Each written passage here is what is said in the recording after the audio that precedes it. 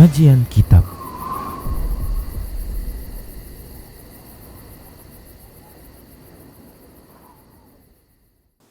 Bismillah, assalamualaikum warahmatullahi wabarakatuh.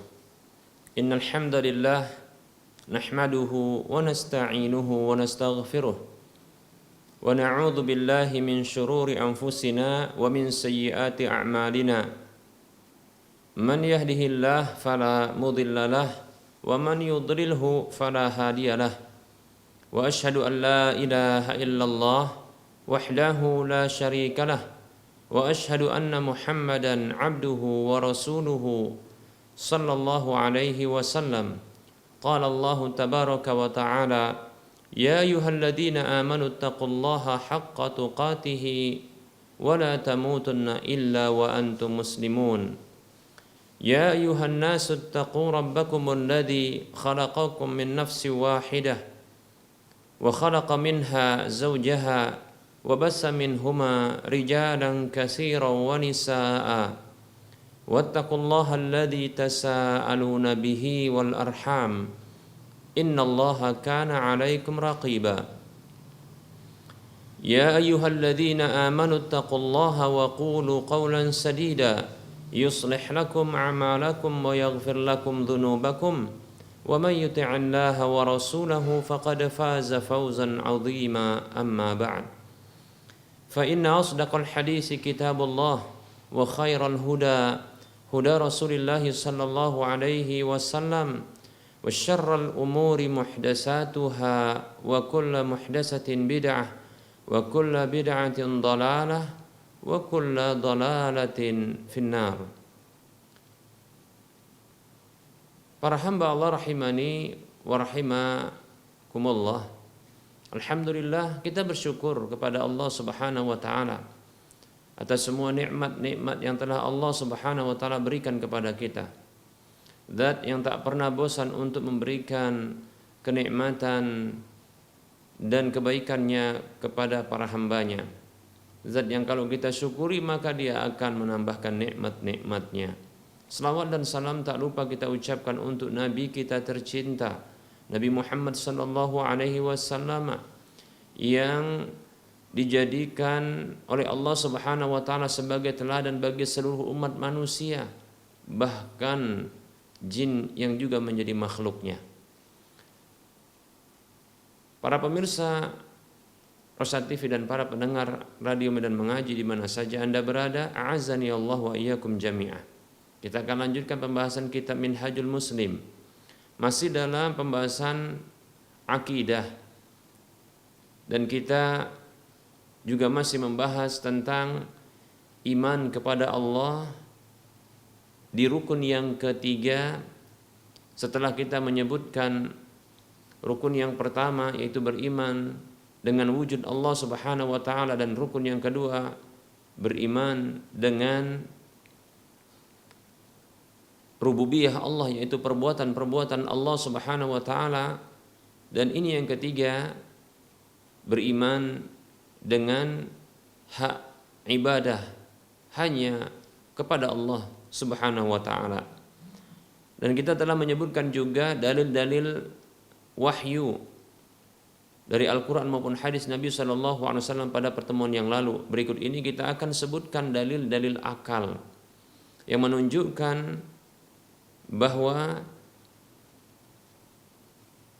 kewajiban kita untuk mengimani hak ibadah, hak persembahan itu hanya untuk Allah Subhanahu wa taala. Bahwa dia adalah satu-satunya zat yang berhak untuk diibadahi, yang untuk disembah oleh seluruh makhluknya.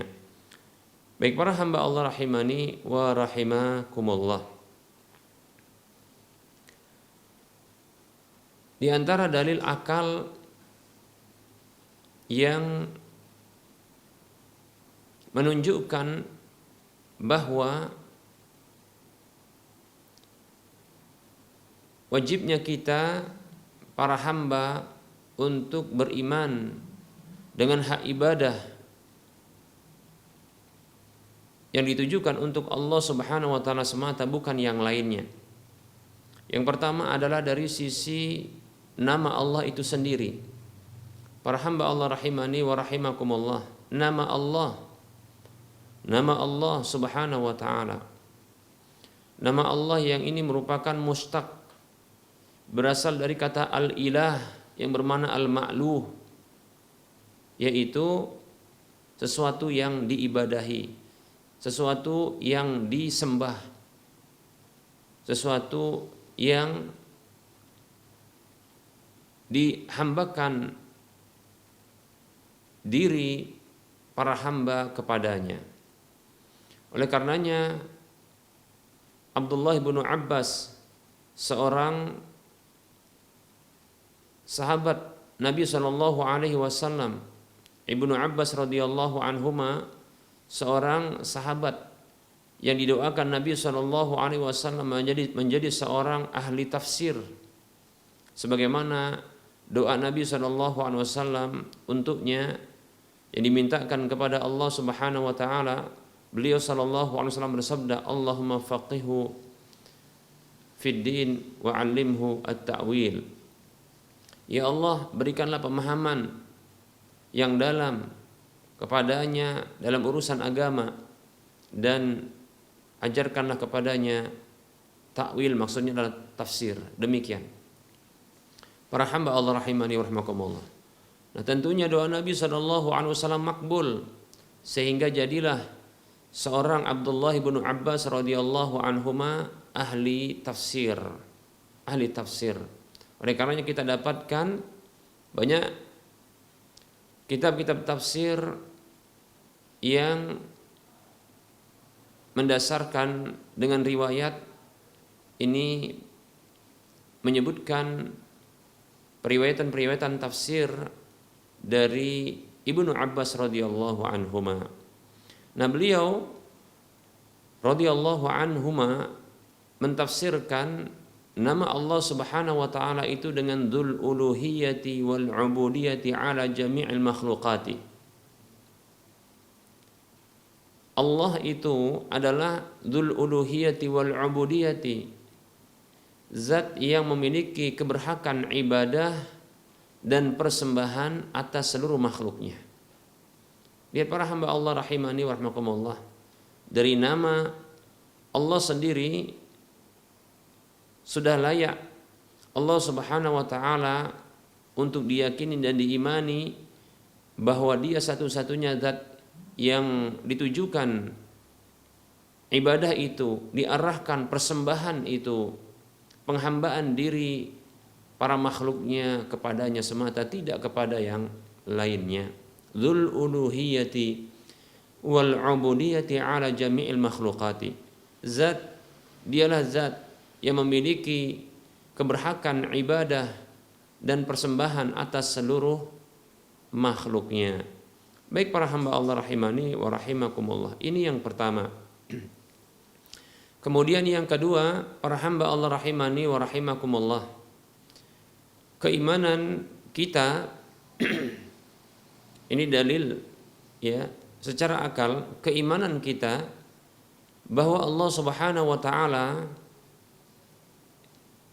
itu memiliki rububiyah, perbuatan-perbuatan di alam semesta, baik itu mencipta, baik itu mengatur segala urusan di alam semesta, maupun menguasai dan merajai seluruh jagat raya dengan berbagai bentuk perbuatan-perbuatannya di alam semesta dan di jagat raya. Dan kita meyakini dan mengimani bahwa Dia satu-satunya yang berwenang dan mampu untuk berbuat demikian di alam semesta dan di jagat raya. Maka hal ini tentunya para hamba Allah rahimani wa rahimakumullah menuntut kita untuk mengarahkan ibadah, untuk membenarkan bahwasanya Dia satu-satunya zat yang berhak untuk diibadahi dan disembah oleh seluruh makhluknya.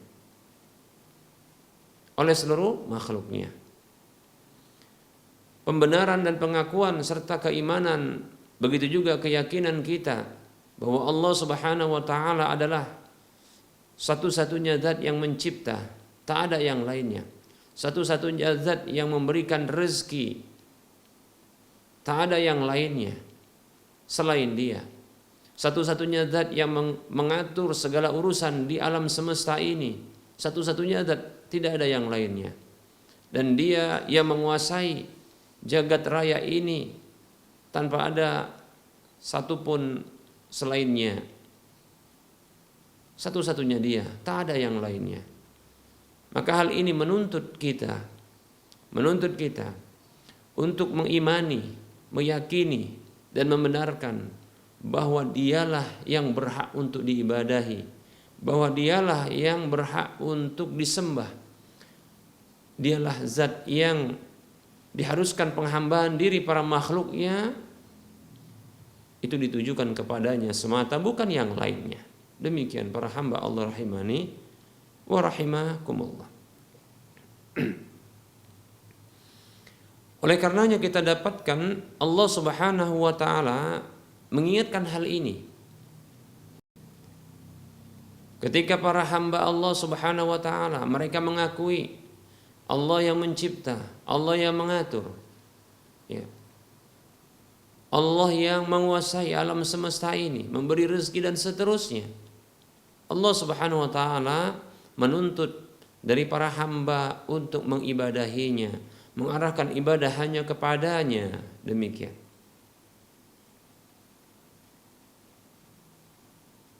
Baik para hamba Allah rahimani wa rahmakumullah, dalam Al-Qur'an banyak sekali ayat seperti ini, di antaranya surah Ad-Dzariyat ayat 56. Allah mengatakan a'udzu billahi minasyaitonir rajim wa ma khalaqtul jinna wal insa illa liya'budun.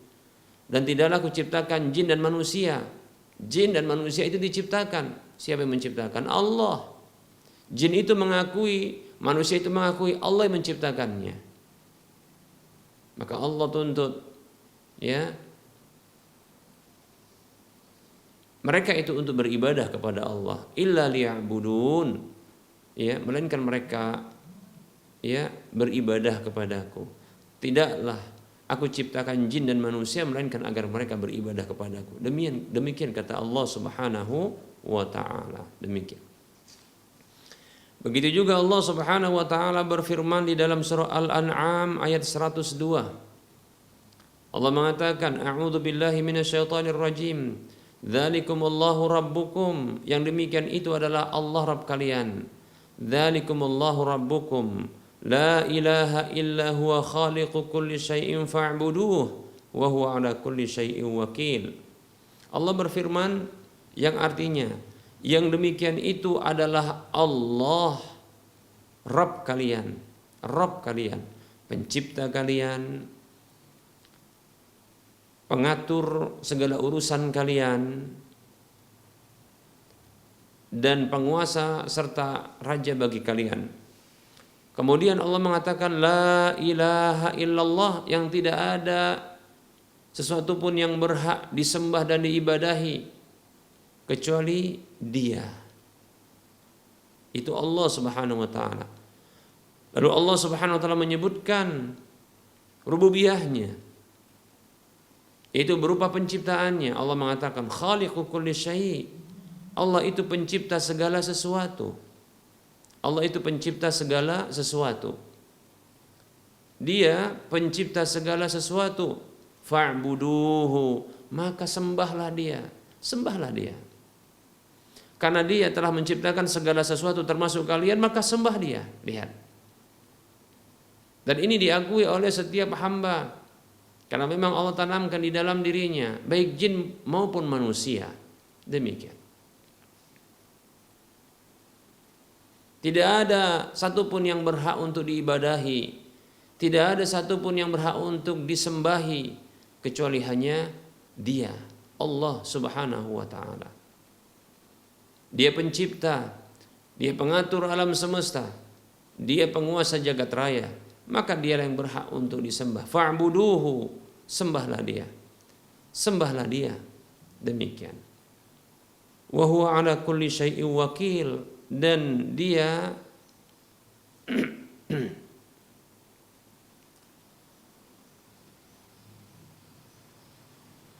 melindungi segala sesuatu.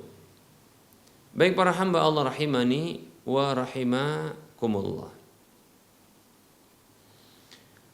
Demikian pula Allah Subhanahu wa taala berfirman dalam surah Ghafir ayat 62, Allah berfirman, A'udzu billahi minasyaitonir rajim. Dzalikumullahu rabbukum khaliqu kulli syai'in la ilaha illa huwa fa anna tu'fakun. Allah berfirman yang artinya yang demikian itu adalah Allah, Rabb kalian. Rabb kalian, yaitu pencipta kalian, pemberi rezeki kalian, pengatur segala urusan kalian, penguasa yang melindungi kalian. Khaliqu kulli syai', pencipta segala sesuatu. Dia pencipta segala sesuatu, bukan hanya kalian. Bahkan segala sesuatu yang kita butuhkan, yang dibutuhkan oleh para hamba, Allah ciptakan, Allah adakan untuk kebutuhan kita, keperluan kita. Lalu Allah mengatakan, La ilaha illa huwa, tidak ada satupun yang berhak untuk diibadahi, tidak ada satupun yang berhak untuk disembah, illa huwa, kecuali Dia. Fa anna tu'fakun. Lalu Allah mengakhiri ayat ini dengan mengatakan, lalu bagaimana kalian bisa dipalingkan? Yaitu dipalingkan untuk menyembah yang lainnya, menyembah bebatuan, menyembah pepohonan,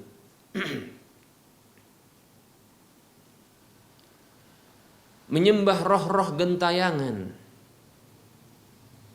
menyembah benda-benda langit, bintang gemintang, mentari dan rembulan, dan seterusnya dari makhluk-makhluk yang tak bisa dibilang. Para hamba Allah rahimani wa rahimakumullah, kenapa bisa dipalingkan untuk menyembah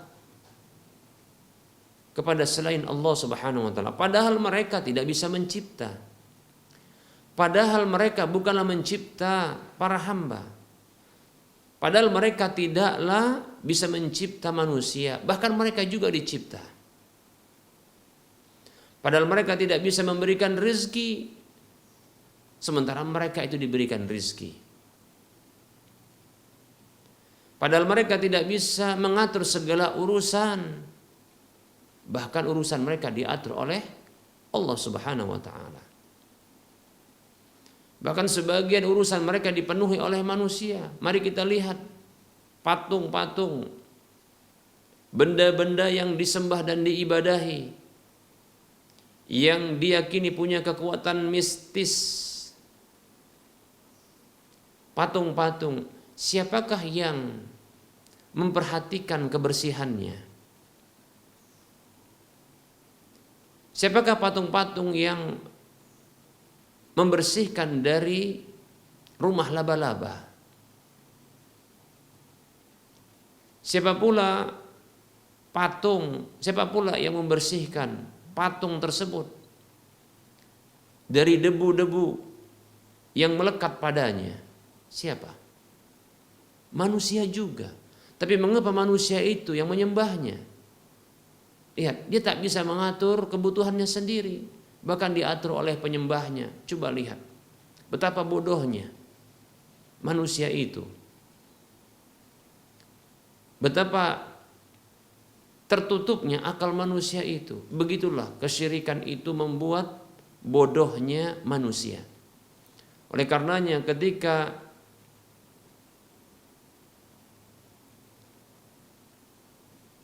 Nabi SAW belum diutus, maka Allah Subhanahu wa taala dan Nabi kita Muhammad SAW menamakan masa itu adalah masa jahiliyah, masa kebodohan, karena mereka diliputi dengan kesyirikan. Demikian para hamba Allah rahimani wa rahimakumullah.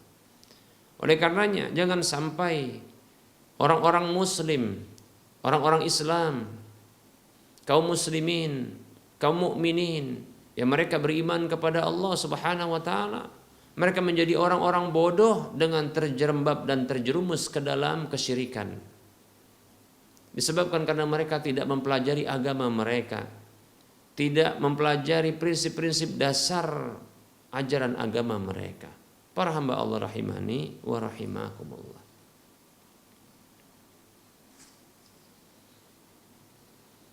Mengapa manusia bisa dipalingkan untuk beribadah dan menyembah selain Allah Subhanahu wa taala, mengarahkan sebahagian ibadah kepada selain Allah Subhanahu wa taala, padahal dialah yang berhak untuk diibadahi. Padahal ibadah itu hanyalah hak Allah Subhanahu wa taala, bukan yang lainnya. Demikian para hamba Allah rahimani wa rahimakumullah.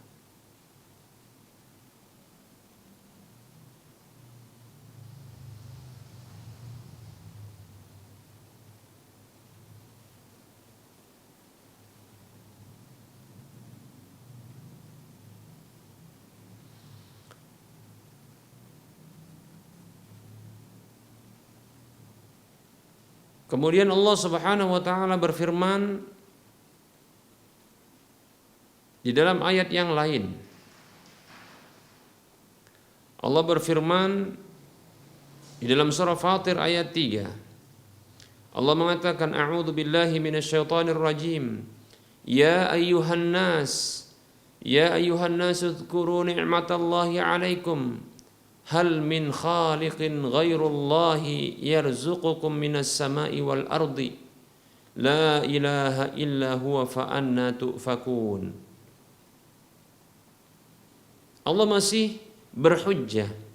Allah masih menuntut para manusia yang mereka mengakui Allah Subhanahu wa taala yang memberikan rizki. Allah Subhanahu wa taala yang menciptakan mereka.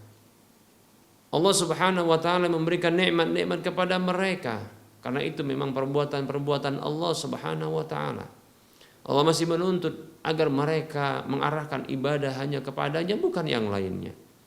Allah mengatakan yang artinya, wahai manusia, ingatlah nikmat-nikmat Allah atas kalian.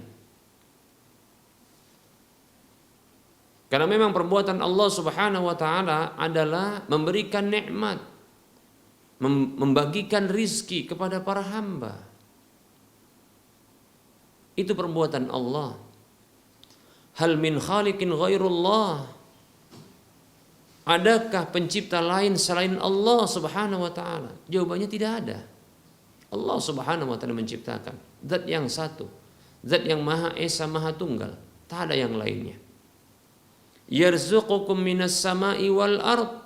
Dia yang senantiasa memberikan rizki kepada kalian dari langit dan bumi. Dari langit dan bumi. Allah berikan rizki. Air yang berasal dari langit itu rizki. Hewan-hewan yang terkadang berterbangan di langit itu juga rizki. Begitu juga ya, yang berasal dari bumi, tanaman-tanaman itu dari bumi. Buah-buahan itu dari bumi. Tumbuh-tumbuhan itu dari bumi. Hewan-hewan berkaki empat itu dari bumi. La ilaha illa huwa.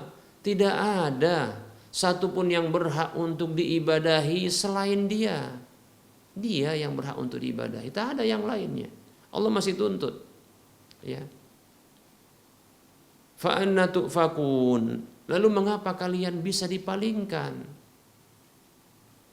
Mengapa manusia tatkala mereka mengakui Allah Subhanahu wa taala sebagai pencipta mereka, mereka mengakui bahwasanya Allah Subhanahu wa taala sebagai pemberi rezeki mereka, penjamin rezeki mereka, rezeki dari langit maupun dari bumi, dan mereka mengakui bahwasanya Allah Subhanahu wa taala yang mengatur urusan mereka.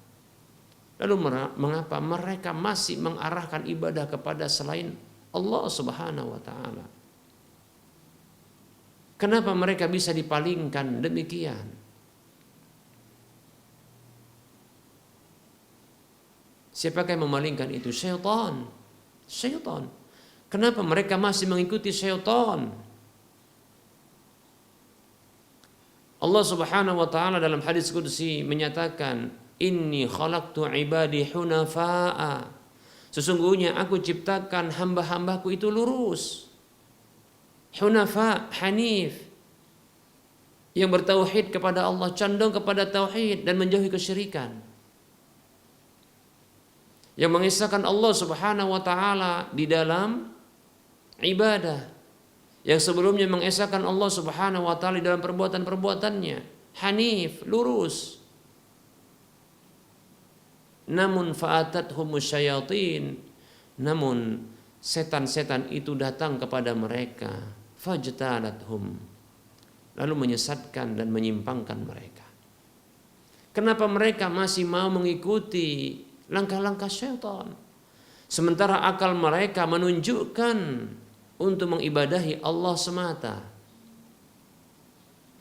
Fitrah mereka menuntut untuk mengarahkan ibadah hanya kepada Allah saja, bukan yang lainnya. Fa'anna tu'fakun, kenapa mereka bisa dipalingkan? Kenapa mereka bisa mengikuti langkah-langkah syaitan? Mengapa mereka mau untuk dipalingkan kepada kesyirikan, persembahan kepada selain Allah Subhanahu wa taala? Tidakkah manusia itu berpikir, tidakkah mereka menggunakan akal dan fitrah mereka?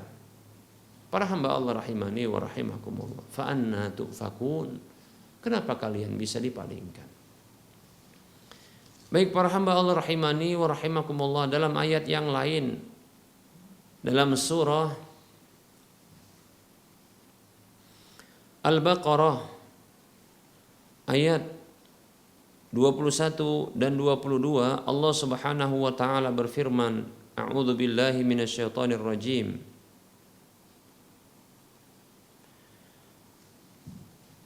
Ya ayyuhan nasu u'budu rabbakumul ladzi khalaqakum wal ladzina min qablikum la'allakum tattaqun.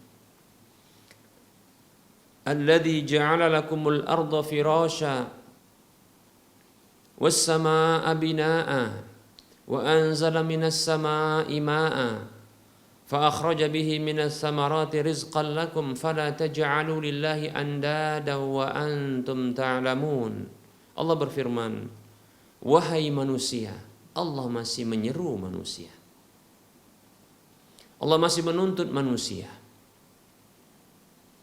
U'budu rabbakum, sembahlah Rabb kalian. Rabb kalian, siapa itu Rabb kalian? Alladzi khalaqakum, zat yang telah menciptakan kalian. Sembahlah zat yang menciptakan kalian, itu Rabb kalian. Walladzina min qablikum, dan menciptakan orang-orang sebelum kalian. La'allakum tattaqun, agar kalian bertakwa.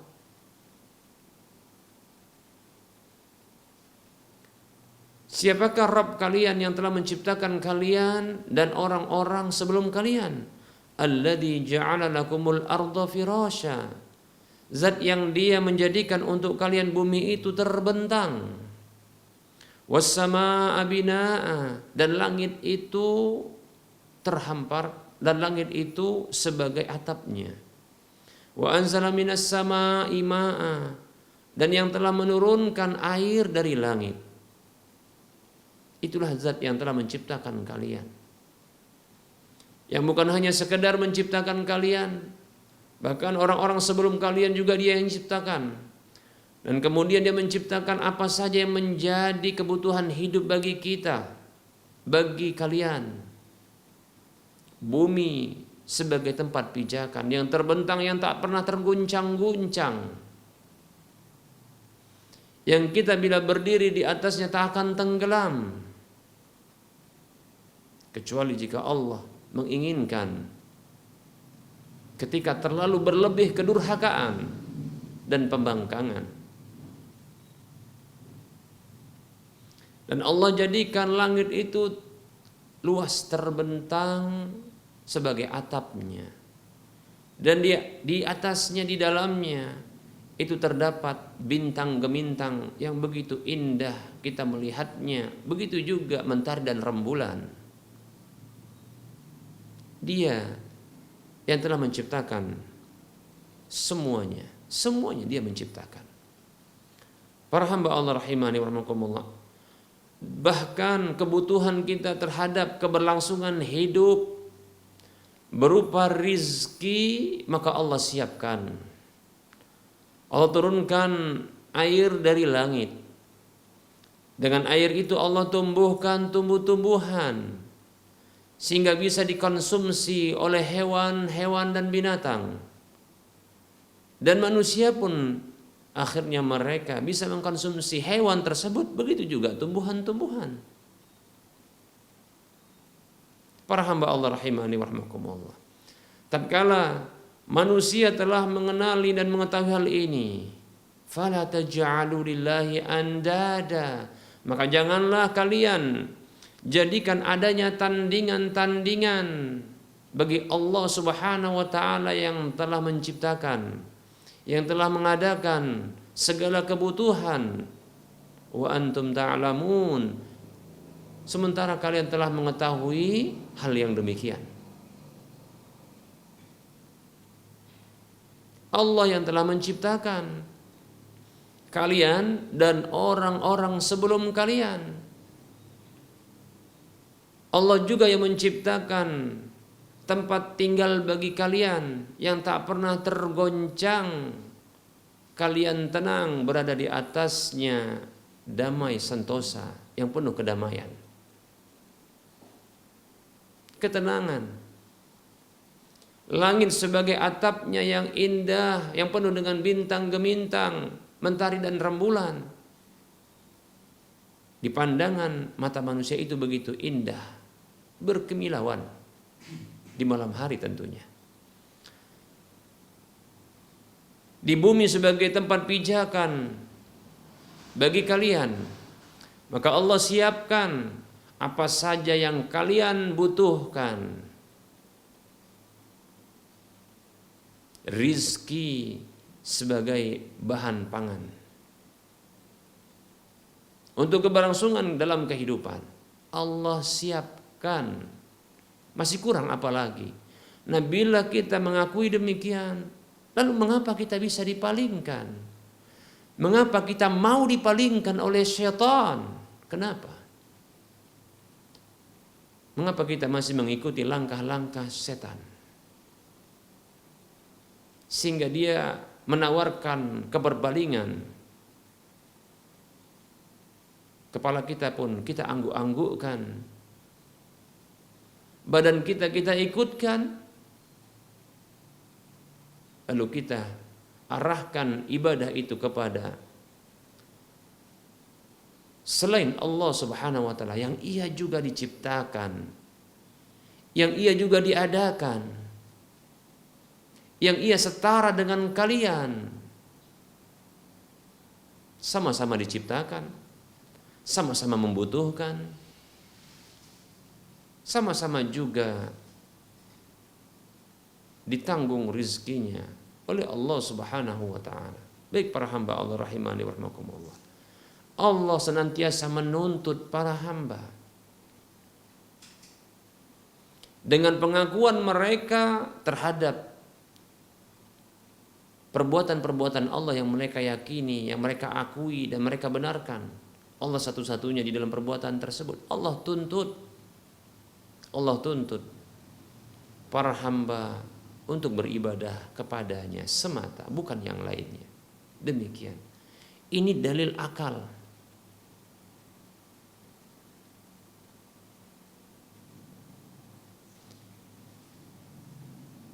Akankah kita mengarahkan ibadah kepada makhluk yang sama seperti kita, yang dia juga sama-sama diciptakan, yang dia sama-sama diadakan, yang ia sama seperti kita, yang ditanggung rizkinya oleh Allah Subhanahu wa taala, yang dia juga butuh kepada Allah Subhanahu wa taala? Mengapa? Ya, kemana akal kita? Mengapa kita harus beribadah kepadanya?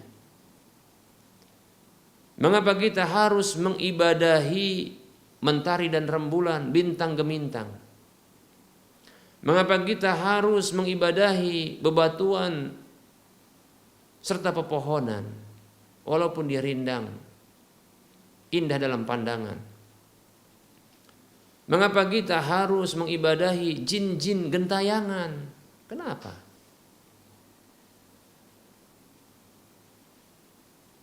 Bukankah ia sama seperti kita, juga diadakan dan diciptakan?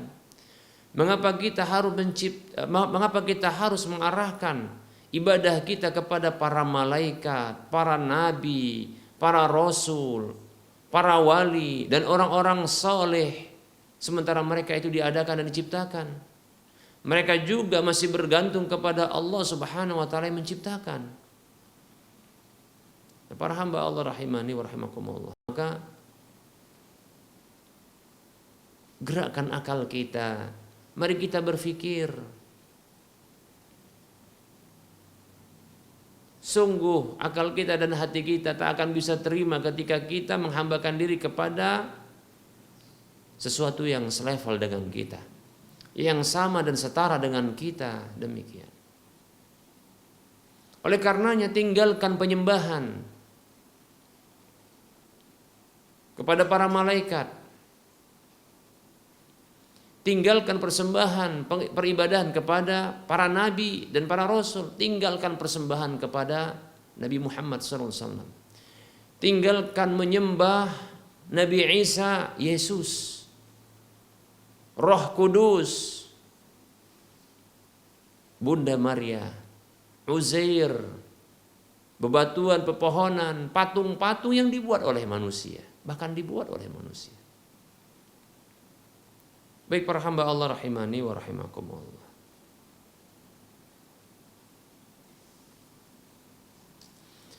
Nah, jikalau mereka ini tidak layak untuk diibadahi karena mereka selevel dengan kita, sama-sama diciptakan, sama-sama diadakan, mereka juga makhluk yang dicipta, sama seperti kita, maka jelaslah bahwasanya tak ada satupun yang berhak untuk diibadahi kecuali Dia yang menciptakan, Dia yang mengadakan, Dia yang mengatur segala urusan, Dia yang menguasai seluruh kerajaan. Siapakah Dia? Dialah Allah Tabaraka wa Ta'ala. Baik para hamba Allah rahimani wa rahimakumullah, berikutnya hal yang menggerakkan akal kita untuk mengakui dan membenarkan bahwasanya Allah Subhanahu wa taala adalah satu-satunya zat yang berhak untuk diibadahi dan disembah, yang dihambakan diri hanya kepadanya semata. Karena Dia adalah zat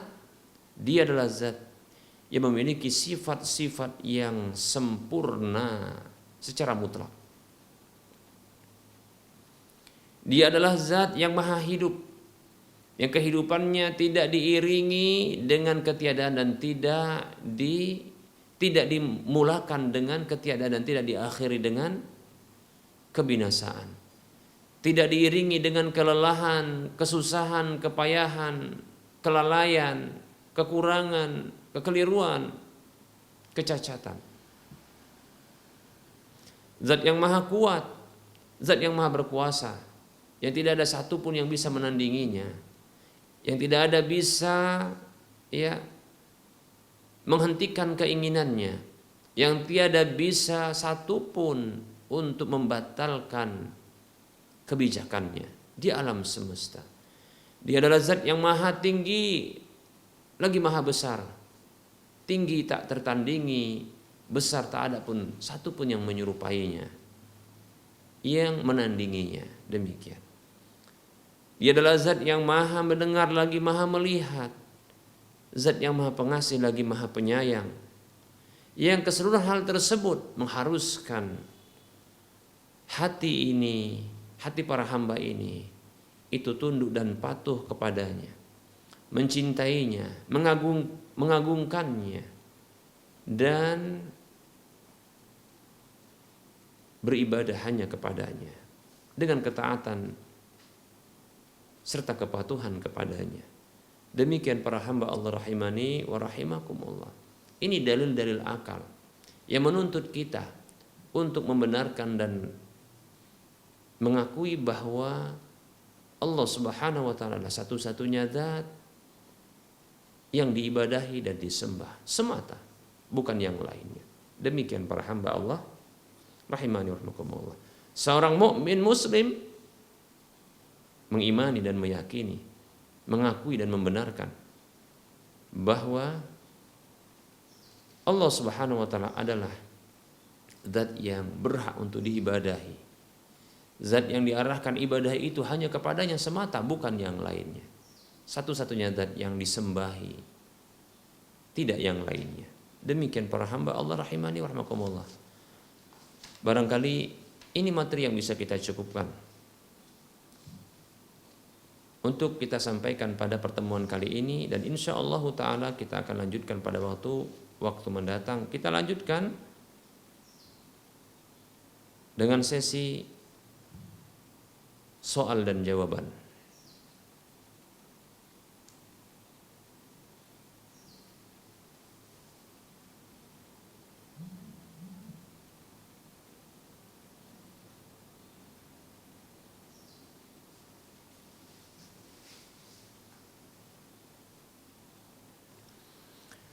Ada pertanyaan, Assalamualaikum warahmatullahi wabarakatuh. Bismillahirrahmanirrahim. Ustadz, saya mau bertanya, berapa rakaat salat tarawih yang lebih bagus? 11 kah atau 23? Satu lagi saya mau tanya Ustadz, apakah kalau sudah salat tarawih itu bisa salat malam lagi Ustadz? Tolong penjelasannya Ustadz, terima kasih.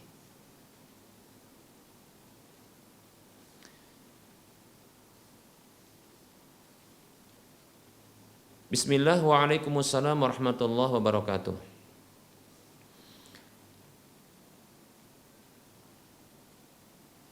Perlu kita ketahui bahwasanya para ulama mereka berbeda pendapat tentang jumlah rakaat salat malam. Ada yang membatasi cuma 11 rakaat saja, tidak lebih. Dan ada pendapat yang kedua yang membolehkan untuk lebih dari 11 rakaat ini. Saya pribadi condong kepada pendapat bahwasanya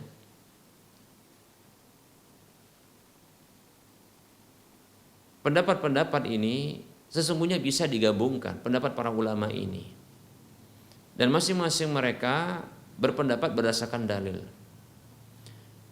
Dan semuanya dalil-dalil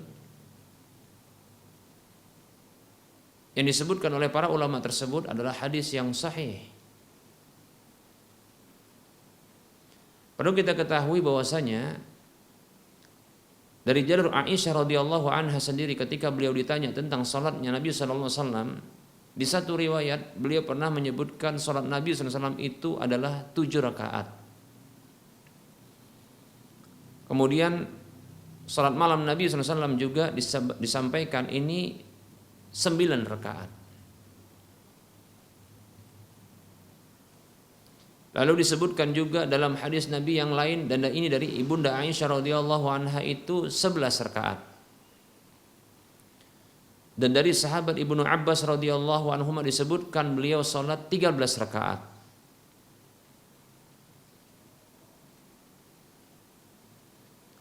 Bahkan beliau pernah bersabda kepada salah seorang sahabat, dan ini merupakan hadisul qaul, hadis ucapan, yang ini ditujukan kepada salah seorang dari umatnya, dan ini sesungguhnya tidak terbatas bagi umat tersebut, satu umat itu, tapi seluruhnya bagi kita. Kata Nabi SAW, salatul laili masna masna, sintaini sintaini. Salat malam itu 2 rakaat, maksudnya 2 rakaat salam, 2 rakaat salam. Fa idza khashita subha fa'utir biwahidatin. Ini salah satu redaksi hadis yang saya sebutkan. Ada redaksi lain yang disebutkan Nabi SAW tapi maknanya sama. Salat malam itu kata Nabi SAW itu 2 rakaat, maksudnya 2 rakaat salam, 2 rakaat salam. Fa idza khasyita subha, apabila engkau khawatirkan muncul subuh itu, tiba subuh, masuk subuh, fa'utir biwahidatin, maka berwitirlah 1 rakaat. Baik para hamba Allah rahimani wa rahimakumullah, berdasarkan hadis yang kita sebutkan barusan ini menunjukkan bahwa salat malam itu tidak berbilang, tidak terbatas jumlahnya. Oleh karenanya kita dapatkan para imam seperti Imam Ahmad, ya, begitu juga Aban, itu salatnya lebih daripada 23 rakaat.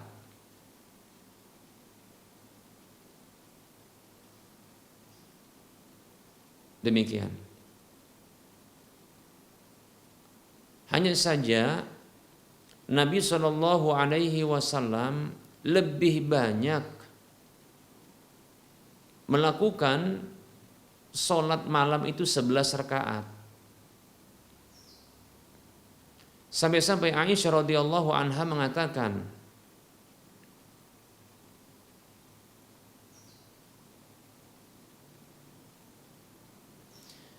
tidaklah Nabi Shallallahu Alaihi Wasallam sholat malam di dalam Ramadan atau di luar Ramadan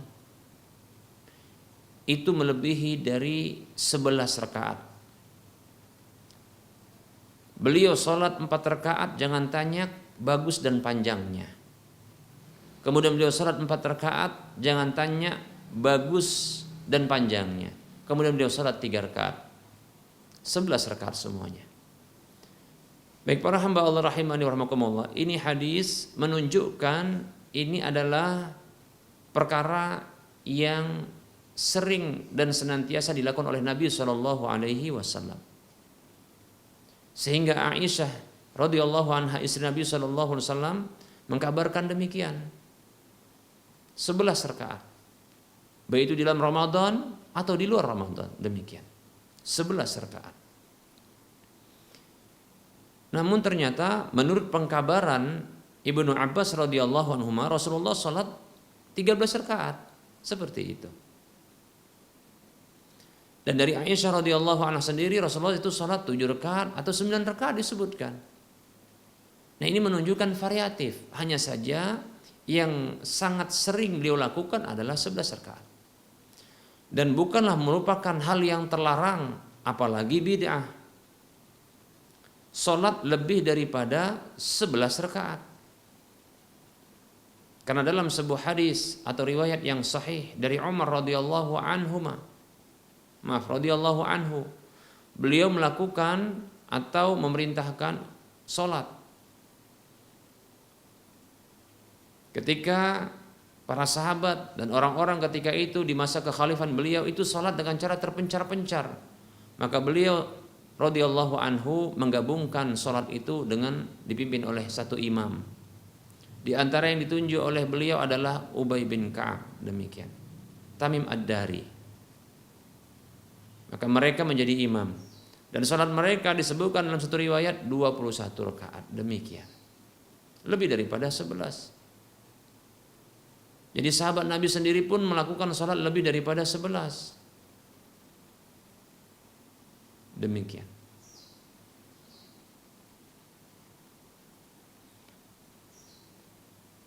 Jadi bukanlah merupakan sebuah kesalahan, bahkan merupakan kebaikan. Hanya saja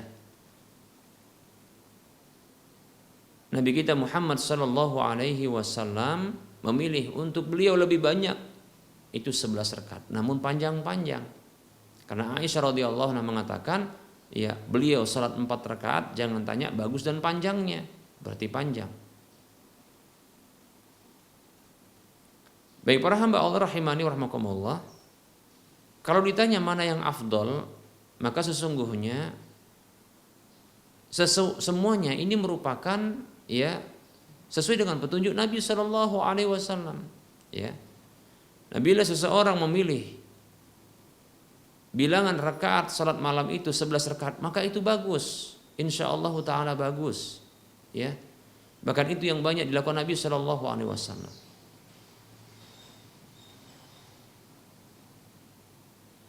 Kalau memilih yang lebih panjang lagi, maka bagus juga, 23 rakaat atau bahkan mungkin 25 rakaat, 45 rakaat, maka silahkan. Tapi ingat, Yang ini yang sesungguhnya ingin kita ingatkan. Janganlah sampai mengejar jumlah rakaat yang begitu banyak, namun ternyata membuat kualitas dari sholat tersebut hilang. Kita dapatkan para saudara-saudara kita, kaum muslimin, saudara-saudara kita, mereka bersemangat untuk memperbanyak rakaat sholat, namun mereka kehilangan rukunnya. Sehingga ini membuat kualitas sholat pun berkurang, bahkan bisa habis, hilang tiada. Mengapa? Mereka kehilangan tumakninah. Padahal itu adalah rukun dalam sholat. Tumakninah adalah rukun dalam sholat, demikian. Ingin mengejar jumlah rakaat yang banyak, namun kehilangan keabsahan sholat, demikian. Nah ini kurang tepat, ya. Mencukupkan dengan 11 itu bagus. Bahkan dengan rakaat yang begitu panjang, ini bagus, demikian, ya. Bagus insya Allah. Kurang dari 11 juga boleh, silahkan, tidak masalah, tidak terlarang, demikian. Tidak sholat juga tidak berdosa, seperti itu, ya. Tapi sayang, jangan sampai kehilangan, ya, peluang mendapatkan ampunan di bulan Ramadan, terkhusus di malam hari. Kata Nabi SAW, "Man qama Ramadana imanan wa ihtisaban ghufira lahu ma taqaddama min dzambihi." Rawahul Bukhari wa Muslim.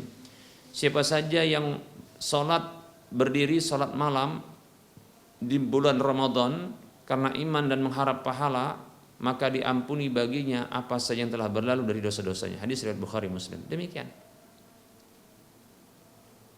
Salat malam, walaupun barangkali 7 rakaat, 9 rakaat, atau 11 rakaat, tapi terpenuhi syarat dan rukunnya, kewajiban-kewajibannya, demikian. Bahkan sunnah-sunnahnya, seperti itu. Kalau mau banyak lebih daripada jumlah itu, 23 rakaat sebagaimana pada umumnya di negeri kita ini, maka silahkan. Bukan sebuah kesalahan, hanya saja perhatikan syarat dan rukunnya. Begitu juga kewajiban-kewajiban serta sunnah-sunnahnya, demikian. Dan jangan melakukan perkara-perkara yang baru dalam urusan agama, lebih khusus dalam urusan sholat, demikian. Berikutnya, apakah dibolehkan untuk melakukan sholat kembali, ya, setelah melakukan sholat witir? Baik para hamba Allah rahimani wa rahimakumullah, dalam beberapa hadis yang sahih, bahkan dalam hadis yang disebutkan oleh Ibnu Abbas radhiyallahu anhuma, ya, disebutkan hadis yang lain, Rasulullah SAW, hadis yang lain juga dari sahabat yang lain, disebutkan bahwasanya Nabi SAW setelah melakukan, ya, sholat malam dengan menutup witir, beliau melakukan sholat sunat 2 rakaat dalam kondisi duduk yang ringan.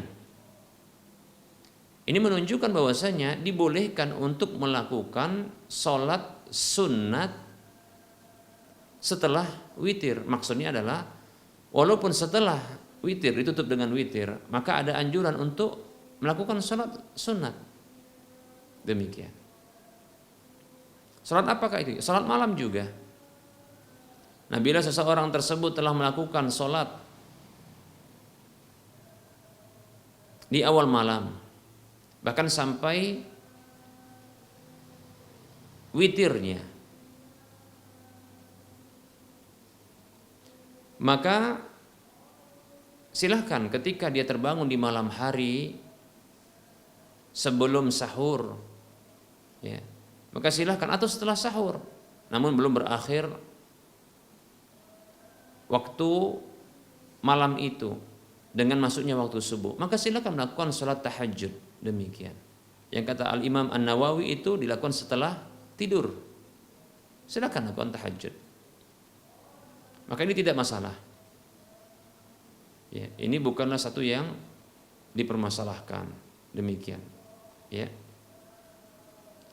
Dalam hadis Talq ibnu Ali radhiyallahu an, di mana ia pernah mengimami anaknya beserta dengan teman-temannya. Talq ibnu Ali adalah seorang sahabat Nabi SAW yang dia berkunjung kepada anaknya beserta dengan teman-temannya ketika itu. Kemudian Talq ibnu Ali radhiyallahu an itu melakukan sholat malam bersama dengan mereka sampai witir. Lalu bergegas dan bergeraklah Talq ibnu Ali radhiyallahu an menuju tempat tinggalnya kaumnya. Lalu di sana beliau pun melakukan sholat malam pula, mengimami mereka,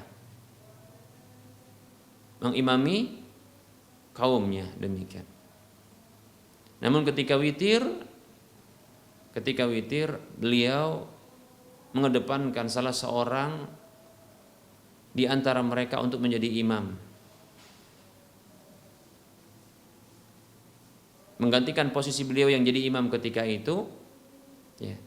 Sembari beliau mengatakan, ya, Rasulullah bersabda sallallahu alaihi wasallam, la witrani fi lailatin, tidak ada dua witir dalam satu malam. Karena beliau tadinya sudah witir. Ini menunjukkan bahwasanya bolehnya untuk melakukan sholat kembali walaupun lebih dari 2 rakaat, ya, setelah melakukan sholat witir demikian, ya, seperti itu. Wallahu taala a'lam. Ada pertanyaan, apa hukum tadarusan di masjid setiap malam yang dilakukan oleh kaum muslimin setiap malam-malam di bulan Ramadan?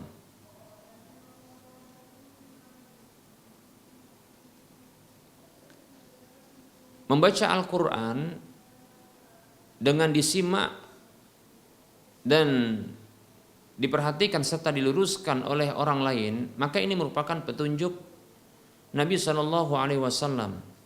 Dalam sebuah hadis yang diriwayatkan oleh Imam Bukhari dan Muslim dari sahabat Ibnu Abbas radhiyallahu anhuma, beliau mengatakan bahwasanya Nabi SAW adalah orang yang paling dermawan melakukan kebaikan, dan beliau itu kedermawanan beliau itu bertambah, ya, tatkala di bulan Ramadan, tatkala Jibril alaihissalam datang kepada beliau. Beliau membaca Al-Quran di hadapan Jibril, wa ya'ridu alaihi al-Qur'ana, dan Nabi SAW membacakan Al-Quran itu kepada Jibril alaihissalam, demikian. Dan tatkala Jibril alaihissalam datang di setiap malam dari bulan Ramadan, maka jadilah Nabi SAW itu lebih dermawan ketimbang angin yang berhembus, demikian. Baik para hamba Allah rahimani wa rahimakumullah, itu hadis, makna dari hadis yang kita sebutkan. Nah, di sini Nabi SAW membacakan Al-Quran. Dengan hadis ini kita mendapatkan, ya, petunjuk dari Nabi SAW bahwasanya beliau membaca Al-Quran dan itu disimak oleh Jibril alaihissalam, seperti itu. Jadi tadarusan itu seseorang yang membaca Al-Quran lalu disimak oleh orang lain, maka ini bagus, tidak masalah. Ya, ini bagus, tidak masalah. Bahkan ini petunjuk Nabi SAW. Sebaiknya, ya, seorang yang menyimak bacaan tersebut itu adalah orang yang paham juga terhadap hukum-hukum bacaan Al-Quran, seperti hukum tajwidnya, makharijul hurufnya, demikian, seperti itu. Dan jangan terjadi ikhtilat, seperti contohnya perkumpulan di sana ada lelaki dan perempuan yang bukan mahram, yang juga bukan suami istri. Nah, tentunya ini akan memunculkan fitnah, bahkan dosa, demikian. Karena tak lagi memperhatikan bacaan Quran, tapi memperhatikan bacaan pasangannya. Bukan hanya bacaannya, bahkan mungkin mulutnya, wajahnya, dan seterusnya. Dan ini memunculkan fitnah. Ini tidak benar yang seperti ini, ya. Dan jangan para wanita mengeraskan bacaan Al-Quran mereka lewat mik-mik. Nah, itu merupakan bentuk tentunya kesalahan. Sebenarnya salah cara saja. Niatnya sudah bagus dan sebagian caranya sudah bagus. Hanya saja sebaiknya perkumpulan ini bagi para wanita, ya, ini sendiri, laki-laki sendiri, dan yang menyimak itu adalah orang yang paham tentang hukum-hukum tajwid, hukum bacaan Al-Qur'an, demikian. Seperti itu. Ya. Tadarusan itu adalah sebuah ibadah di bulan Ramadan yang termasuk yang dianjurkan. Kalau tidak ada mungkin teman untuk bisa menyimak bacaan Al-Quran, maka silakan baca Al-Quran secara sendiri. Karena para salafus saleh dahulu pun mereka membaca sendiri pula, demikian. Ya. Demikian, wallahu taala a'lam.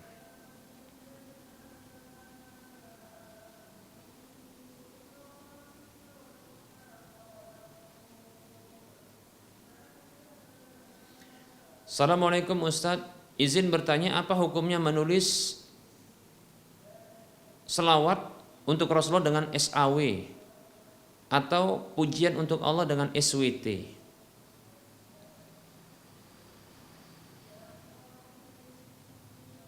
Waalaikumsalam warahmatullahi wabarakatuh. Saya condong ini bukanlah bentuk pengagungan, bukan juga merupakan doa. Tentunya doa itu harus dengan bahasa yang jelas, namun dengan disingkat menjadi tidak jelas. Karena itu bukan berarti doa, bukan doa. Walaupun ada pendapat ulama yang membolehkan, namun ini kurang tepat. Mengapa? Karena ini doa. Ya, doa itu harus jelas. Ya, karena seperti Sallallahu alaihi wasallam itu doa. Itu doa. Allah mengatakan, ya ayyuhalladzina amanu sallu alaihi wasallimu taslima. Wahai orang-orang beriman, berselawatlah kalian. Itu doa selawat dan salam untuknya, yaitu untuk Nabi sallallahu alaihi wasallam. Demikian. Maka harus jelas. Karena doa itu harus jelas.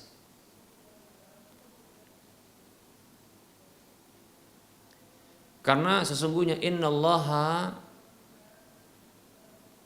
la yastajibu du'aan min qalbin ghafilin lahin.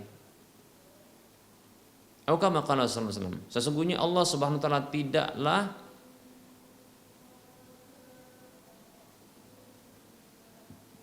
mengabulkan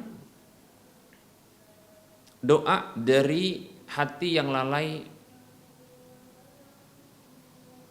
lagi ya bermain-main. Begitu juga hadis Nabi Shallallahu Alaihi Wasallam, ya,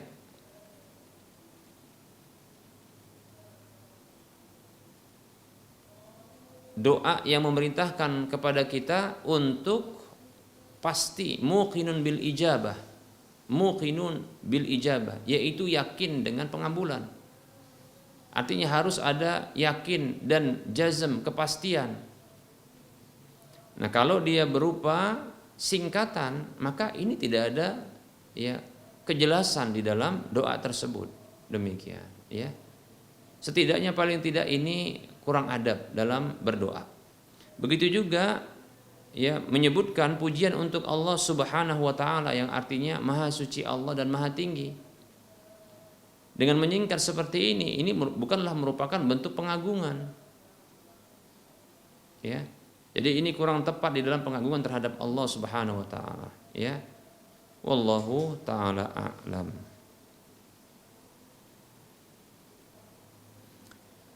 Ada pertanyaan, bismillah. Assalamualaikum Ustadz, saya mau bertanya. Saya mau takziah. Maksud saya, bolehkah membaca Al-Quran ketika kondisi begini untuk menghatamkan Quran di bulan Ramadan? Baik. Waalaikumsalam warahmatullahi wabarakatuh. Dalam kondisi takziah, yaitu mengunjungi atau menghadiri jenazah yang wafat,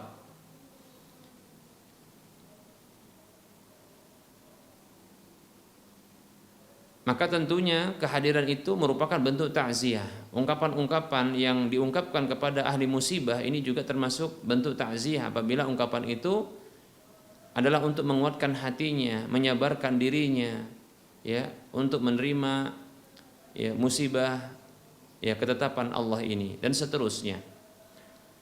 Nah, tentunya takziah ini tidaklah seluruhnya itu berdampingan atau berdekatan dengan si mayit. Ya. Biasanya ada pula yang hanya duduk saja barangkali menunggu sampai nanti disolatkan. Nah, dalam kondisi seperti ini maka dibolehkan bagi seseorang untuk berzikir, ya. Mungkin begitu juga untuk membaca apa yang ada di HP-nya, ya, berupa mungkin pesan. Begitu juga barangkali untuk menjawab pertanyaan dari pesan yang sampai, kan begitu. Atau ya bertelepon kita katakan, boleh saja. Bila demikian boleh, tentunya lebih boleh lagi kita katakan untuk membaca Al-Quran kalau niatnya memang untuk ya menambah ya bacaan sehingga lebih cepat untuk mengkhatamkan Al-Quran. Ini dibolehkan insyaallah ta'ala. Hanya saja ikhlaskan niat, kemudian jangan sampai mengganggu orang lain, ya, seperti itu.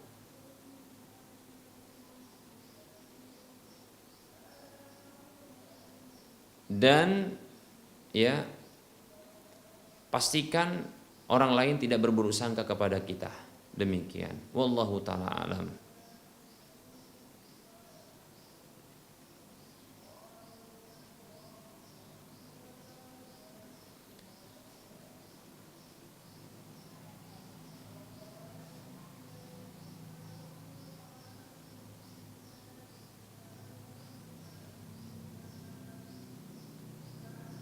Ada pertanyaan yang lain. Assalamualaikum, mau bertanya Ustadz, jika kita sudah salat tarawih 11 rakaat plus dengan witir ya di masjid, kemudian di rumah salat lagi dengan istri ya 12 rakaat tarawih tujuan agar ya menjadi 23 rakaat, boleh Ustadz?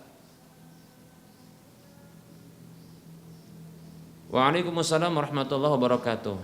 Jawabannya boleh insyaallah taala, ya, boleh insyaallah taala, ya.